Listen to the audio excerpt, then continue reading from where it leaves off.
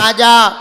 जय बागेश्वर धाम, जय बालाजी सरकार। बागेश्वर धाम आप लोग जानते ही होंगे। बागेश्वर धाम में एक बड़ी बुरी खबर हो गई है दोस्तों, जो कि अभी अभी खबर मिला है। और बागेश्वर धाम में जब दिव्य दरबार लगा हुआ था और अचानक से पंडाल गिरने के बाद कितने भक्तों घायल हो गए और नहीं हुए घायल, और कितने भक्तों को भी अचानक से मौत हो गए दोस्तों। इस वीडियो में हम काफ़ी ज़्यादा बताने वाले हैं। बागेश्वर धाम के गुरुदेव जी को नाम बता दूं, धैर्येंद्र कृष्णा शास्त्री पंडित नाम से भी जाने जाते हैं। उनकी दिव्य दरबार में देशों विदेशों को भक्त तरह लगता ही है। गुरुदेव जी किसी भी भक्त को भी मन के बात जानकर पर्चा बना देते हैं। तो गुरुदेव जी इस अनहोनी से क्या आप नहीं जान सकते थे गुरुदेव जी, और कब पंडाल गिरने वाला है और नहीं गिरने वाला है? तो गुरुदेव जी को तो सब पता चलना चाहिए था,